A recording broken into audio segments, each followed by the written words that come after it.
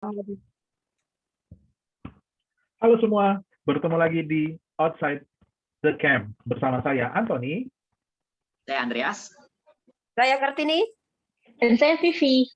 Hari ini adalah hari yang spesial, ya, karena kita juga merayakan Hari Kemerdekaan Indonesia yang ke-76. Merdeka. Merdeka, merdeka, merdeka. Nah, kami dari OTC, dari Outside the Camp, mau mengucapkan selamat merayakan Hari Kemerdekaan Indonesia ke-76. Semoga bangsa kita semakin jaya, lepas dari virus corona, dan bangsa kita menjadi bangsa yang luar biasa lagi ke depannya. Amin. Amin, amin, amin, amin. Nah, kita kembali lagi di acara atau segmen dari Bincang Santai. Nah, hari ini kita akan memberikan reaksi kita sebagai orang Kristen, ya, mengenai video yang ada yang akan kita sebentar berikan, ya, atau yang akan segera kita tampilkan. Nah, reaksi ini adalah reaksi umum, ya, sebagai orang-orang Kristen. Jadi kami bereaksi hanya memberikan apa yang kami tahu dan kami pahami mengenai penjelasan dari video ini. Nah, di episode yang ketiga ini temanya adalah apakah Maria berzina? Untuk itu, mari kita saksikan videonya berikut ini. Dan Quran pun betul-betul luar biasa memberikan informasi. Dalam surah Maryam, itu ada potongan ayat bunyinya begini, ketika menuduh si Maryam itu di hadapan ulama-ulama Yahudi. Jadi ulama-ulama Yahudi datang bersama-sama dengan gengnya. Kemudian di situ Maryam didakwa sambil menggendong bayinya. Mungkin pernah mendengar itu, saya kira jamaah. Kemudian apa yang dikatakan mereka? Mereka mengatakan dengan ungkapan wa ma kana ummuki baghiyah. Tapi maksudnya kenapa ibumu itu bukan pezina tapi kamu kok berzina? Itu maksudnya begitu. Jadi ini memang tuduhan bahwa Maryam itu dianggap zina. Berzina dengan siapa? Karena bapaknya tadi tidak jelas.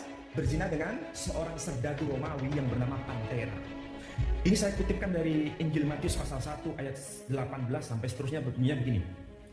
Kelahiran Yesus Kristus adalah seperti berikut.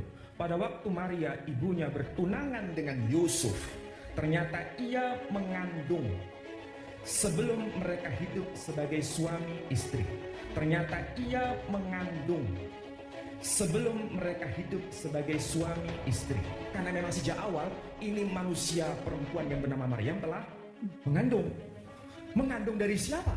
Normal manusia kalau ada anak perempuan mengandung itu pasti ada yang melakukannya. Ya, sungguh luar biasa ya video ini. Nah, video ini kita ambil dari salah satu source di YouTube channel yang kita tidak sebutkan, ya. Tapi ada satu videonya mengenai seorang pengajar agama tertentu yang berkata bahwa Yesus atau Maria berzina. Nah, ini luar biasa nih Kak, kekristenan nih. Ternyata dibicarakan juga di tempat-tempat pendalaman agama lainnya. Ya, dan disampaikan kepada yang mendengarkan. Ini sungguh berbeda ya Kak dari kita ya di Kristen ya. Biasanya kita itu nggak pernah membahas tentang ajaran-ajaran agama lain, tapi biasanya kita membahas atau menelaah apa yang ada dalam Alkitab saja, tidak pernah mengambil dari sources lain. Nah, itu juga membuat saya luar biasa happy ya, karena memang artinya buat saya sendiri ya Kak, kalau kita mengambil Alkitab lain sebagai sources, berarti kan kita menganggap bahwa kitab itu valid ya. Ya, sementara yang kita pahami dan kami percayai bahwa satu-satunya firman yang ditulis dan juga merupakan apa yang menjadi suara Tuhan hanya ada dari Alkitab, ya, yang ada dalam konteks Kristen maupun juga Katolik. Jadi happy banget nih kalau kitab kita dianggap valid ternyata Kak sama agama lain. Boleh deh saya kasih Andreas nih buat komennya yang pertama. Gimana nih Kak? Yesus berzina, Maria berzina, mohon maaf. Ya, dari saya pribadi setelah mendengar dan melihat video tersebut ya, si pengajar dari agama lain ini sepertinya ya dalam komentarnya, dalam analisanya itu mengambil dari dua sumber. Yang pertama dari ajaran agamanya sendiri, dan sumber kedua itu dari ajaran agama Kristen. Nah, mengenai pandangan dari ajaran agama dari pengajar tersebut, dari Pak Ustadz tersebut, saya pikir kita sebagai orang Kristen tidak perlu memberikan tanggapan apa-apa karena itu adalah sudut pandang daripada agamanya beliau. Ya, itu adalah hak beliau, itu adalah pengajarannya beliau. Mereka lah saudara-saudara kita inilah yang lebih mengerti soal itu. Tetapi mengenai pandangan beliau terhadap kekristenan, bahwa Maria itu yang disebut Ibu Yesus ya, sesuai dengan catatan Alkitab, sudah berzina, itu kurang tepat. Karena dalam klip yang tadi dimunculkan dalam video tersebut, memang ada bagian yang tidak disebutkan. Ya, tidak disebutkan. Ini sangat menarik. Di sisi lain, kalau dari dalam pengajaran Alkitab, Yesus itu lahir itu sudah direncanakan. Kalau bahasa Alkitab itu sudah dinubuatkan beribu-ribu tahun yang lalu, sejak manusia jatuh dalam dosa malah. Ya, sejak Adam dan Hawa jatuh dalam dosa itu sudah direncanakan oleh Bapa Yahweh supaya ada keselamatan melalui satu pribadi. Jadi bukan sesuatu yang sifatnya tiba-tiba tanpa rencana, bukan seperti itu. Malahan Yesus Kristus ini menjadi satu-satunya manusia yang memiliki silsilah dari manusia pertama, dari Adam sampai kepada kelahirannya. Dan itu dicatat secara lengkap di dalam kitab suci agama Kristen. Tidak ada manusia di dunia ini, baik dia nabi, baik dia pembesar, raja, yang memiliki silsilah sedemikian lengkap. Hanya Yesus Kristus yang memiliki silsilah demikian. Wah, ini luar biasa, Kak. Sangat luar biasa. Silakan Kak Tuni.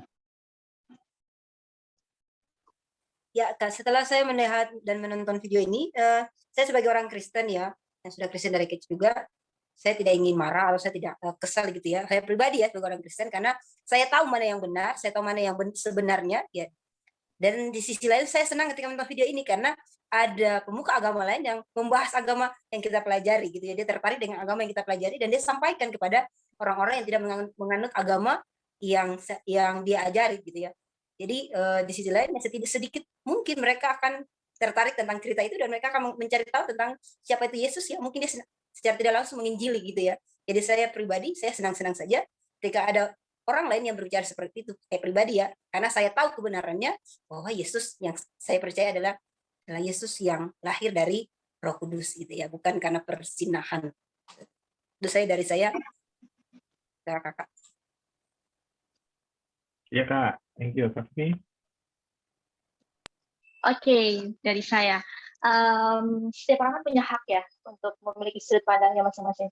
Jangankan orang yang di luar Kristen, even orang Kristen sendiri pun masih bisa berpikir, wah ini Yesus dari mana? Kalau dia tidak mendalami Alkitab, pasti dia akan berpikir, benar juga ya yang dikatakan Bapak ini. Dari mana ya Yesus ini? Dan benarkah Maria itu berzina? Gitu. Tapi balik lagi, back to the Bible. Alkitab sendiri mengatakan yang benar, dan saya pribadi sebagai orang Kristen, saya mengakui apa yang dia katakan Alkitab itu. Sudah disimpulkan dengan sangat baik, jelas, dan padat oleh Kak Andres dan Kak Tini. Sebagai orang Kristen, kita tahu kebenarannya, dan kita percaya kalau Bapa di surga itu benar-benar real, dan Maria itu tidak berzina. Sejarah singkat itu dari saya. Iya, saya rasa sih ini juga menarik ya, karena baik lagi tadi memang Ustadz tadi tuh tidak membacakan ayat tadi dengan jelas kepada pendengarnya gitu ya. Ada kata seperti tadi mengandung daripada Roh Kudus itu dihilangkan. Nah, saya ini juga melakukan riset sederhana nih Kak kepada Ustadz ini. Jadi ternyata memang Ustadz ini juga merupakan pemeluk agama dari kita nih Kak sebelumnya, tapi kemudian dia convert lalu menjadi pengajar. Nah, balik lagi nih buat teman-teman di luar sana. Ya, menurut saya sih jangan juga mungkin teman-teman yang beragama seperti yang tadi Ustadz sampaikan atau ajarkan, jangan langsung memberikan kesimpulan ya mengenai Yesus dari sumber yang Ustadz itu katakan, karena itu walaupun memang dia mempunyai background kekristenan tapi tidak menyampaikannya secara dengan baik atau secara dengan benar. Ya, Alkitab menyampaikan kok ya bahwa memang Maria itu memang harus tidak menikah dulu. Kalau sudah menikah udah pasti itu anaknya Yusuf ya. Kenapa Maria itu harus mengandung sebelum menikah dengan Yusuf? Ya memang supaya tahu bahwa bapaknya bukan Yusuf, tapi benar-benar mengandung daripada Roh Kudus ya. Kalau Maria merupakan istri dari salah satu orang Yahudi, maka nanti 2000 tahun kemudian dibahas seperti kita hari ini akan dipertanyakan juga. Orang dia udah punya suami, mana mungkin dikandung daripada Roh Kudus? Roh Kudusnya siapa gitu ya. Justru kenapa Maria belum menikah ya, dan waktu masih bertunangan sudah seperti itu bukan kejadian kita seperti hari ini ya Kak. Kan banyak tuh yang masih pacaran tiba-tiba sudah mengandung gitu ya. Nah itu bukan yang seperti itu ya. Jadi konteksnya itu tidak terjadi seperti itu teman-teman yang mendengarkan. Jadi memang benar-benar Yesus itu seperti yang disampaikan dalam Matius itu, coba ya tadi Pak Ustadz tadi menyampaikan dengan lengkap, mungkin para pendengarnya juga akan menjelaskan dengan baik. Karena Alkitab sudah menjelaskan dengan baik loh, karena dia mengandung dari Roh Kudus. Nah, kalau ditanya kenapa bisa, ya kalau kita bilang nggak mungkin manusia mengandung dari Roh Kudus, berarti kita juga membatasi pekerjaan Tuhan dong ya. Ya, karena pada dasarnya nggak ada di dunia ini yang mampu kita batasi. Kalau kita berpikir bahwa nggak mungkin Tuhan begitu, ya berarti kita sudah menginterpretasi Tuhan menurut kemauan dan pemikiran kita sendiri. Mengapa orang Kristen percaya? Ya karena memang nggak ada yang mustahil bagi Tuhan. Dan kita tahu bahwa dalam ajaran Kristen pun itu sudah dinubuatkan teman-teman jauh beribu-ribu tahun sebelumnya yang tadi disampaikan, dia sampai sempat katakan bahwa suatu hari akan seorang bahkan keturunannya lengkap ya, dari keturunan ini, dari suku ini, itu sudah dijelaskan. Untuk itu maka mempercayai kelahiran Yesus dari Maria itu bukan sekonyong-konyong bagi kekristenan. Karena itu sudah diriset, bahkan sudah dikatakan semenjak pasal-pasal sebelumnya. Ya, sehingga kita kalau ada yang menganggap bahwa Maria berzina itu sih hanya lelucon aja ya. Mungkin ada teman-teman yang mau nambahin. Andreas. Dan saya tidak ada, Kak. Oke. Nah, gimana Kak Kartini? Ada yang mau nambahin? Kayaknya Kartini mau nambahin. Tidak ada Kak. Oke ya. Mantap. Nah, kita mau yang cuplikan yang kedua nih teman-teman. Ya, jadi Ustaz tadi juga menyampaikan mengenai kondisi dari orang Yahudi pada zaman ini. Ya, mari kita lihat videonya seperti ini.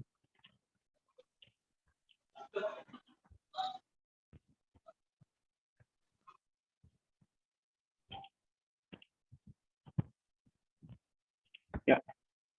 Anggapnya beliau itu benar-benar Al-Masih palsu. Menurut siapa? Menurut iman Yahudi. Menandakan bahwa memang betul-betul mereka ini tidak mengakui karena disandarkan kepada ibunya. Dan Quran pun betul-betul luar biasa memberi. Ya, gimana nih Kak? Silakan Kak, dikasih reaksinya Kak. Iya, kalau mengenai Yesus pribadi, dalam pandangan orang Yahudi tidak dianggap sebagai Mesias, dalam bahasa Ibrania Mesia, atau dalam bahasa Arabnya itu Al-Masih, itu karena bukan ya, jawaban saya itu bukan karena ibunya. Ya, Alkitab tidak mencatat tentang alasan karena ibunya. Ya, itu tidak benar, tidak ada dalam catatan Alkitab. Tetapi karena memang lebih kepada kepribadian Yesus itu sendiri. Karena kehadiran Yesus pada masa itu merupakan pertentangan, momok bagi penganut-penganut atau pemimpin-pemimpin agama pada waktu itu. Pemimpin-pemimpin agama Yahudi pada waktu itu. Mereka sangat tidak suka sama Yesus karena apapun yang mereka kerjakan selalu mendapat tentangan dari Yesus. Itulah mereka begitu tidak suka dengan Yesus sampai mereka menyalibkan Yesus. Jadi sebagian besar orang-orang Yahudi sampai saat ini masih menunggu Mesias yang lain atau Al-Masih yang lain menurut versi mereka. Tetapi Alkitab sudah sangat jelas mencatat bahwa Yesus Kristus yang dikenal oleh mayoritas orang-orang Kristen saat ini adalah Mesias yang dijanjikan itu. Ya, jadi kalau misalnya teman-teman pernah tahu tentang Alkitab, seluruh inti Perjanjian Lama itu dari Kitab Kejadian sampai Malaiki, susunan Alkitab Perjanjian Lama saat ini, itu intinya adalah janji daripada keselamatan, janji kedatangan dari Yesus Kristus. Sedangkan inti dari Perjanjian Baru itu dari Kitab Matius sampai Wahyu itu adalah penggenapan daripada janji kedatangan Sang Juru Selamat, sekaligus janji kedatangannya yang kedua kali. Itu inti dari keseluruhan kitab suci agama Kristen. Jadi sangat jelas ya. Jadi tidak menjadi persoalan jikalau ada sebagian besar orang-orang Yahudi sampai saat ini itu masih menantikan Mesias yang lain. Ya, itu sah-sah saja. Jadi pandang saya begitu. Silakan Kak ini.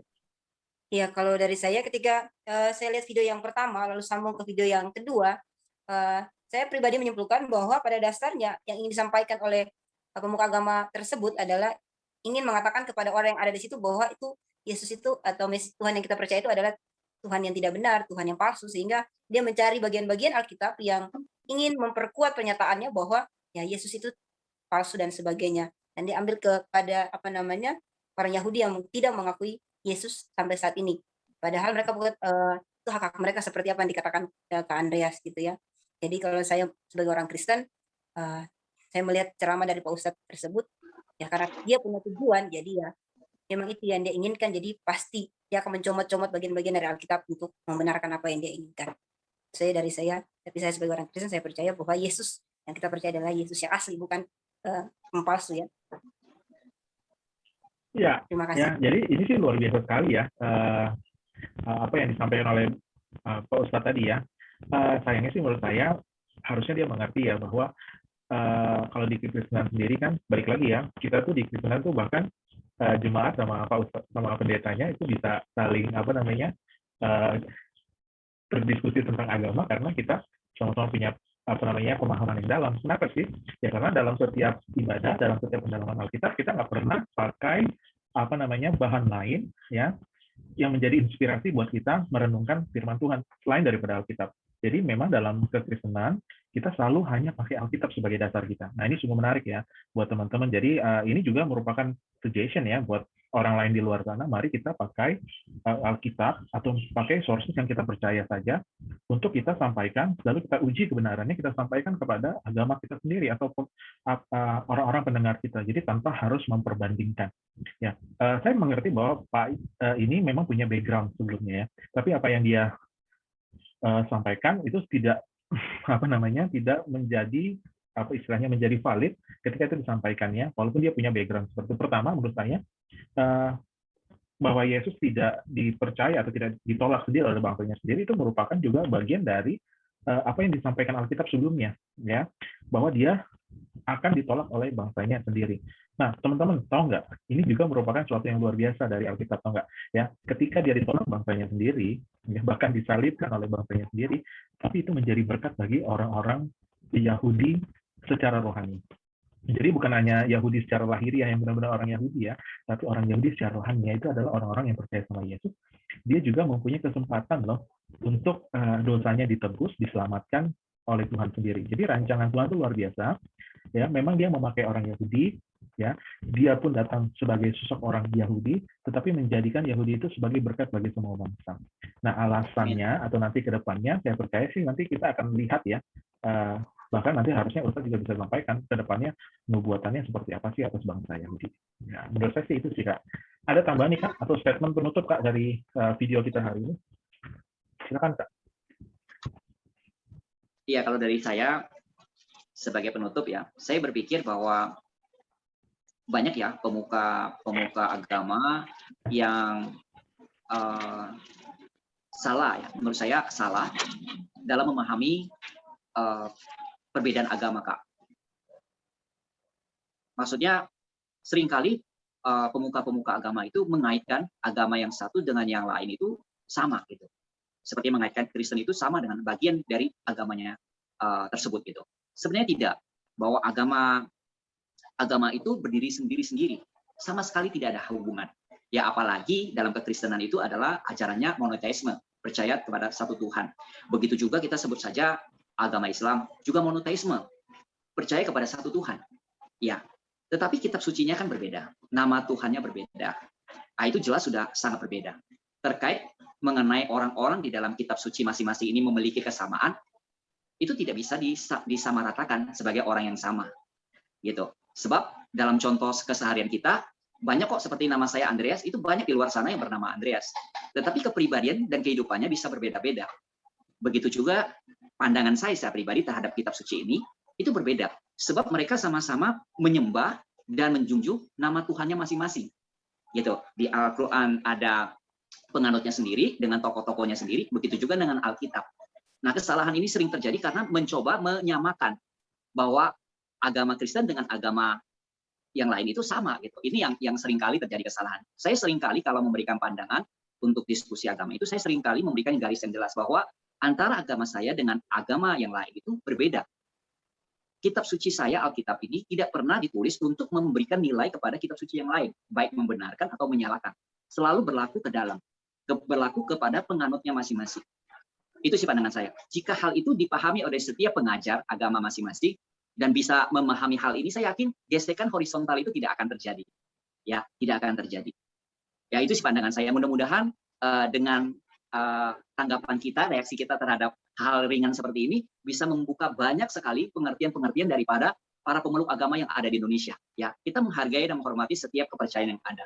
Masing-masing memiliki keunikannya sendiri-sendiri menurut saya, Kak. Thank you, Kak Andrea. Kak ini Sama-sama. Kalau saya sih kepada pengajar agama apapun dan juga kepada penganut agama apapun, dalamilah agama apa yang kau percayai, jangan agama orang lain. Dalami aja apa yang menjadi kepercayaan. Terima kasih. Terima kasih Kak ini. Singkat padat jelas. Gimana Kak? Iya, kalau dari saya menyambung yang dikatakan oleh Kak ini benar sekali ya. Kalau kita mau mendalami sesuatu, sudah fokus sama satu aja ya. Jangan ke hal-hal yang lain, nanti akan membuat kita malah berpikir yang, wah ini lebih benar, oh ini tidak baik. Nah, jadi nggak karu-karuan kayak gitu. Jadi nikmati dulu yang satu, kalau kita sudah mendalami yang satu, oke, kita bisa pindah ke yang lain ya. Dan jangan juga ketika melihat pandangan dari agama ini, terus saling comot sana seperti comot ayat ini dan itu, terus ujung-ujungnya mencari-cari kesalahan dari agama tersebut. Dan pesan juga buat teman-teman semua, pilih yang baik ya, bukan yang tidak baik. Itu saja dari saya. Terima kasih. Iya, dari saya Kak. Memang ada hubungan patriark ya, dari Abraham, Ismail, Yakub gitu ya. Tapi balik lagi benar kata Kak Andreas bilang ya, walaupun kita punya hubungan patriark, tapi memang agama kita nggak bisa disama-samakan. Walaupun dibilang beragama saudara ya, tapi memang secara garis besar itu berbeda ya. Kekristenan sendiri itu luar biasa ya, mulai dari sampai akhirnya Yesus gitu ya. Dan kemudian teman-teman kan baru nanti 600 tahun sesudahnya dan segala macam. Jadi memang sebetulnya nggak ada korelasinya selain daripada patriark tadi ya. Tapi secara agama kita nggak punya kesamaan gitu ya. Jadi kita pun tidak bisa membahas Yesus dari sudut pandang Alkitab lain selain daripada Alkitab. Jadi kalau kita membahas Yesus, kita hanya bisa membahas dari Alkitab karena Alkitab merupakan sumber yang benar, harus sumber yang jelas. Dan kita tidak bisa pakai sumber lain untuk membicarakan tentang Yesus. Jadi buat saya ini sudah tutup ya, bahwa pandangan bahwa Maria berzina itu pasti salah. Itu yang pertama. Yang kedua, pengajarnya sendiri menyampaikan dengan tidak lengkap, memotong Alkitab tapi tidak menyampaikan dengan lengkap. Dia tidak mengatakan bahwa dikandung daripada Roh Kudus. Yang ketiga, beliau bukan seorang yang ahli ya, harusnya ada 2 orang supaya penyampaiannya murni dan juga benar-benar gitu ya. Tapi beliau menyampaikan seakan-akan dia fasih terhadap 2 agama, padahal agama kita satu sama lain itu sangat berbeda. Jadi buat teman-teman sih memang nggak usah deh pakai membahas, sekali lagi nggak usah membahas Yesus dari agama lain, dari kitab lain. Kita hanya bisa pakai Alkitab saja, dan kita sebagai orang-orang Kristen pun kita nggak perlu membahas yang lain dari Alkitab lain. Dari kitab lain nggak perlu, karena yang jelas memang kita hanya percaya itu kebenaran datangnya daripada Alkitab aja. Nah itu dia buat hari ini mengenai Maria berzina apa enggak. Jadi kita bisa kasih komentar bahwa Maria berzina itu udah salah ya Kak ya? Ya, setuju. Setuju. Udah pasti salah. Nah teman-teman, kalau teman-teman suka tema-tema seperti ini, makanya jangan lupa untuk subscribe ya, share, lalu like video kita, supaya kita juga makin semangat untuk bikin video-video seperti ini. Sekali lagi, ini videonya hanya reaksi ya, murni pendapat orang awam mengenai hal-hal yang terjadi. Bisa merupakan konsep-konsep baru dari dunia ini, sebagai seorang Kristen kita kasih reaksi, atau pandangan orang-orang lain dari agama lain tentang kekristenan, dan tugas kita hanya memberikan reaksi dari apa yang kita tahu. Nah teman-teman, jangan lupa subscribe, komen, dan juga buat teman-teman untuk join di Spotify kita, OTC Podcast. Ya, itu saja untuk episode yang ketiga. Sampai ketemu di episode selanjutnya. Bye-bye. Bye.